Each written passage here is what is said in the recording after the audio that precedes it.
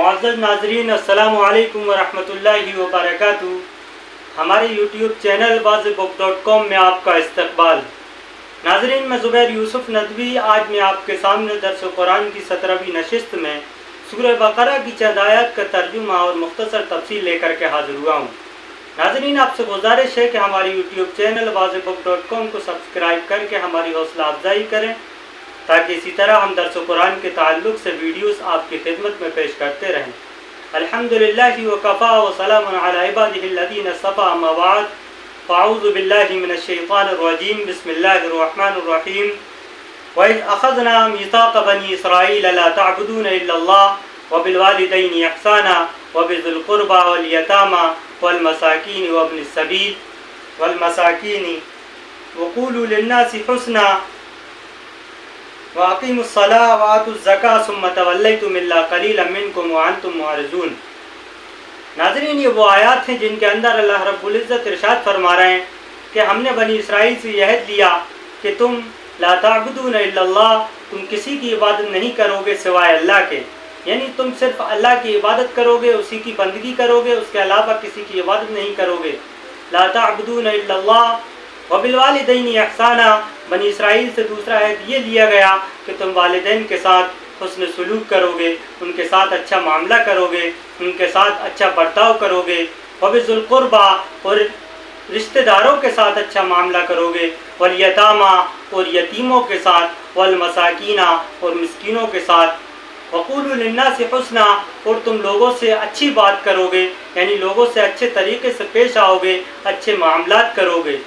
یہ وہ باتیں ہیں جو بنی اسرائیل سے عہد لی گئی تھیں، اور یہ وہ احکامات ہیں جو بنی اسرائیل کو دیے گئے تھے کہ تم اللہ کے علاوہ کسی کی عبادت مت کرنا، والدین کے ساتھ حسن سلوک کرنا، قریبی رشتہ داروں کے ساتھ حسن سلوک کرنا، اور اسی طریقے سے یتیموں کے ساتھ، مسکینوں کے ساتھ۔ وقولوا للناس حسنا، اور لوگوں کے ساتھ اچھی باتیں کرنا، اچھے طریقے سے پیش آنا۔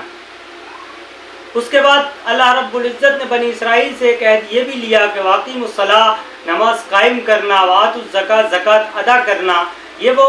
عہد تھے، یہ وہ احکامات تھے جن کا بنی اسرائیل سے عہد لیا گیا تھا۔ اس کے بعد اللہ رب العزت ارشاد فرما رہے ہیں کہ ثم تولیتم الا قلیلا منکم وانتم معرضون، اور تم میں سے اکثر لوگ جو ہے ہماری بات سے پھر گئے، اور انہوں نے ہمارے ان احکامات سے روگردانی کی، اور ہمارے ان احکامات کو ماننے سے انہوں نے روگردانی کی، اور انہوں نے ہمارے ان احکامات کو نہیں مانا۔ آگے اللہ رب العزت ارشاد فرما رہے ہیں کہ وَإِذْ أَخَذْنَا مِيثَاقَكُمْ، ہم نے ان سے ایک عہد یہ لیا، یعنی بنی اسرائیل سے اللہ رب العزت نے ایک عہد یہ بھی لیا تھا کہ لا تسفكون دماءكم، تم آپس میں خوریزی نہیں کرو گے، آپس میں قتل و غارت گری نہیں کرو گے، آپس میں جھگڑا فساد نہیں کرو گے۔ یہ اللہ رب العزت کا وہ عہد تھا جو اللہ رب العزت نے بنی اسرائیل سے لیا کہ تم آپس میں قتل و غارت گری مت کرنا، آپس میں فساد مت پھیلانا، آپس میں لڑائی مت کرنا۔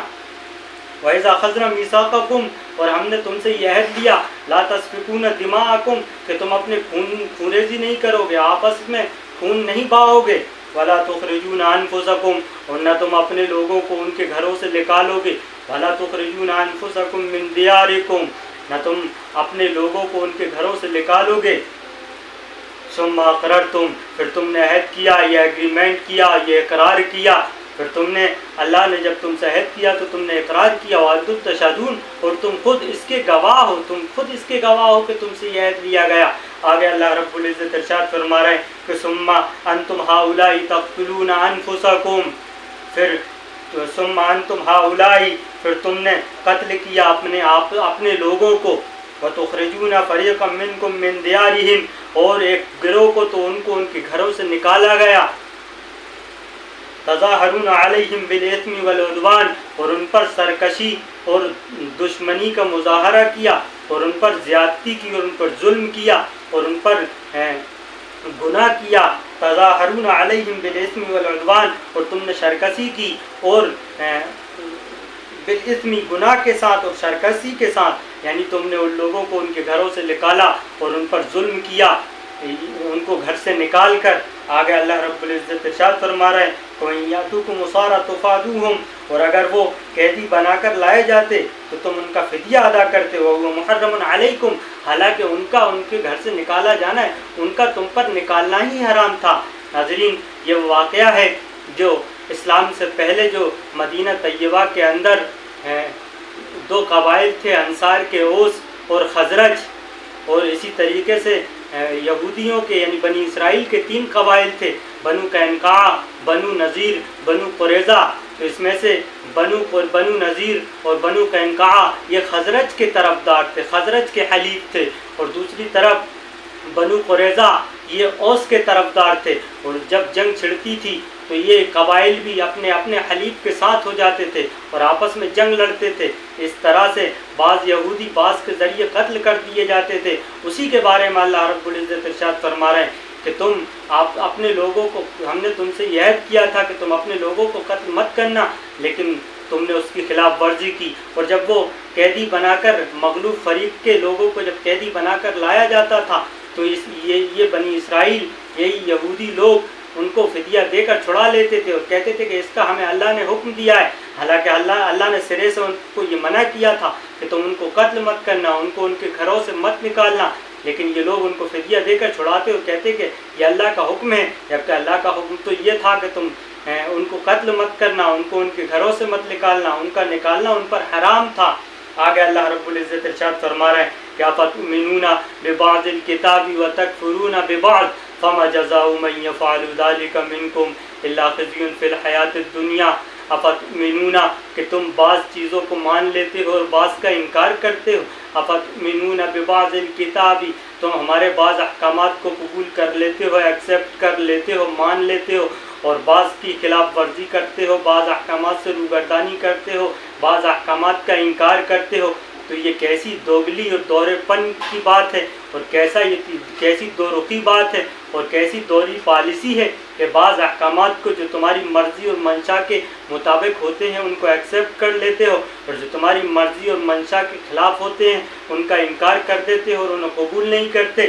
اللہ رب العزت ارشاد فرما رہے ہیں فما جزاء من يفعل ذلك منكم، تم میں سے اگر کوئی شخص ایسا کام کرتا ہے کہ ہمارے بعض احکامات کو قبول کر لیتا ہے اور بعض کا انکار کرتا ہے، تو اس کا بدلہ یہ ہے کہ دنیاوی زندگی میں رسوائی اس کا مقدر ہوگی، اور اسے دنیاوی زندگی میں رسوا کیا جائے گا، اور آخرت میں اس کا انجام یہ ہوگا کہ اسے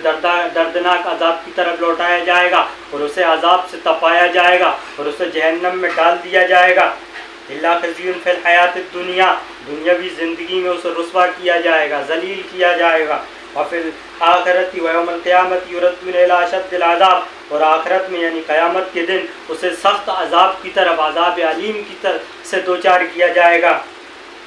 وما اللہ بغافل عما تعملون، اور یہ بنی اسرائیل کے لوگوں، تم جو بھی عمل کرتے ہو، جو بھی کام کرتے ہو، جو تمہارا ورک ہے، جو تمہارا کام ہے، جو تمہارا عمل ہے، اللہ اس سے غافل نہیں۔ اللہ ہر چیز پر قادر ہے، اور ہر چیز اس کے علم میں ہے، اور ہر چیز اس کے قبضہ قدرت میں ہے، اور کوئی چیز اس کے دائرہ علم سے باہر نہیں ہے۔ ناظرین، یہ وہ ہدایات تھیں جو بنی اسرائیل کو دی جا رہی تھیں اللہ کی طرف سے، اور ان کو یہ بتلایا گیا تھا کہ تم ہمارے ساتھ دوہری پالیسی اختیار مت کرو، بعض احکامات کو قبول کرتے ہو، بعض کو انکار کرتے ہو، تو یہ دوہری پالیسی ہے کہ جو مرضی کے مطابق اس کو قبول کر لیتے ہو، جو میٹھا ہوتا ہے اس کو ایکسیپٹ کر لیتے ہو، اور جو کڑوا ہوتا ہے اس کا انکار کر دیتے ہو۔ کہ بنی اسرائیل کو اللہ رب العزت بتا رہے ہیں اور ان کو یہ یاد دہانی کرا رہے ہیں کہ ہم نے تم سے فل آیت کیا اور فل آیت کیا، اور تم نے اس کی خلاف ورزی کی، اور اگر کوئی ایسا کام کرتا ہے تو اس کا انجام یہ ہوگا کہ دنیا میں اس کو رسوا کیا جائے گا، اور آخرت میں اس کو دردناک عذاب چکھایا جائے گا۔ اللہ رب العزت